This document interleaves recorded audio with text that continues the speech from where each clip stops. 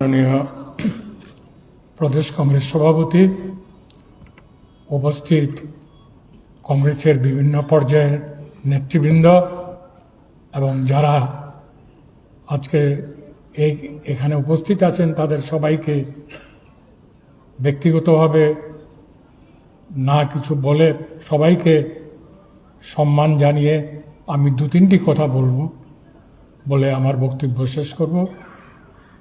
প্রথমত, এই আজকের যে 139তম জন্মদিবস উপলক্ষে যারা উপস্থিত হয়েছেন তাদের প্রত্যেককে ব্যক্তিগতভাবে আমি আমার শ্রদ্ধা এবং ভালোবাসা জানাচ্ছি এবং আমি অসুস্থ থাকা সত্ত্বেও আজকে আপনাদের ডাকে আমি এখানে উপস্থিত হয়েছি। আমি আপনাদের সঙ্গে আছি শুধু এটা জানান দেওয়ার জন্য। এই 139তম দিনটিতে যে কংগ্রেসের জন্মদিনে আমাকে যে কংগ্রেস কর্মীরা ভুলেনি তার জন্য আমি তাদের আমার হৃদয়ের অন্তঃস্থল থেকে আমি তাদের সম্ভাষণ জানাচ্ছি। কংগ্রেস ছাড়া ভারতবর্ষের ভবিষ্যৎ অন্ধকার। কিছু ব্যক্তি তাদের স্বার্থ আদায়ের জন্য বিভিন্ন সময় ক্ষমতায় এসছে, আবার চলেও গেছে তারা। কাজে তাদের কথা আমি কোনো কিছুই বলবো না। আমি ভবিষ্যৎ প্রজন্মের কাছে শুধু একটা অনুরোধ রাখব, কংগ্রেসকে ভুল বুঝবেন না। আমাদের ভুল বুঝতে পারেন, আমাদের ভুল হতে পারে, কিন্তু কংগ্রেসের কোনো ভুল নেই। আমাদের জন্য হয়তো কংগ্রেসের ক্ষতি হয়েছে, সেটা অস্বীকার করার উপায় নেই, কিন্তু সেই ভুল সংশোধন করে আমাদের এগিয়ে যেতে হবে। আমি সবাইকে এই একটি অনুরোধ রেখে বর্তমান সভাপতিকে আমি অনুরোধ করব আর একটু লার্জার পার্সপেক্টিভে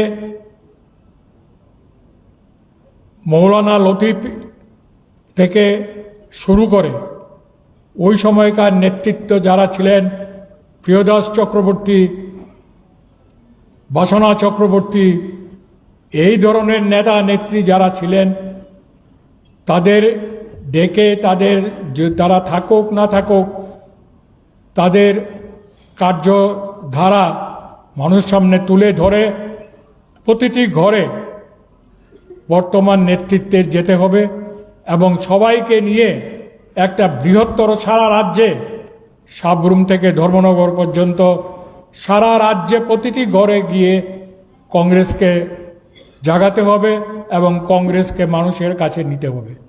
সেখানে যার যা দরকার, আমি ব্যক্তিগতভাবে যখনই কংগ্রেসের কোনো দুর্দিন হয় আমি তার সঙ্গে আছি, তার সঙ্গে থাকব, ভবিষ্যতেও থাকব। কংগ্রেস ছেড়ে চলে যাওয়ার কোনো প্রশ্ন উঠে না। কংগ্রেস আমাদের অতীত সম্পর্কে শিক্ষা দিয়েছে।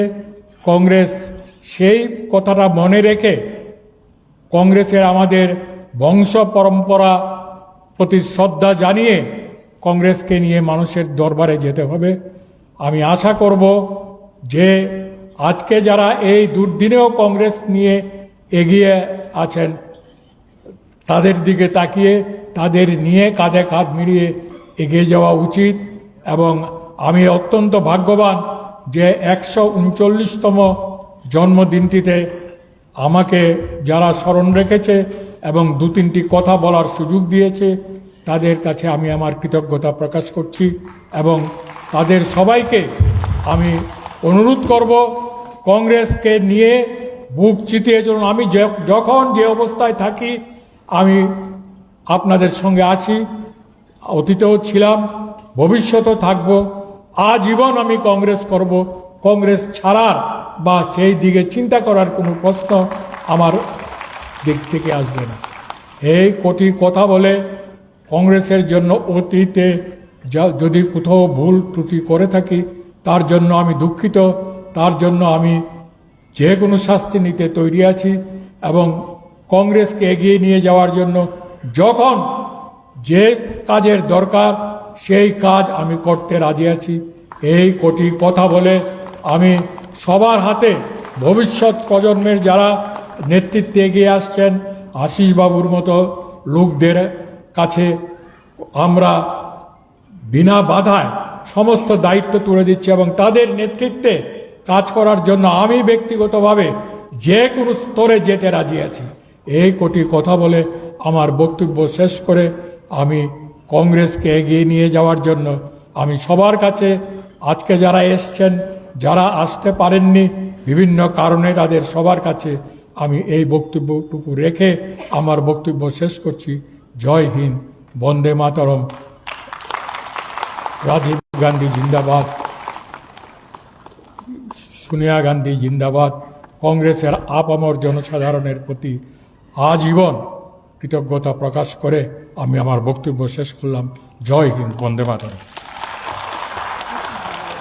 অনেক অনেক ধন্যবাদ রাজ্যের প্রাক্তন মুখ্যমন্ত্রী প্রবীণ কংগ্রেস নেতা শ্রী সমীরঞ্জন রায় বর্মন মহোদয়কে।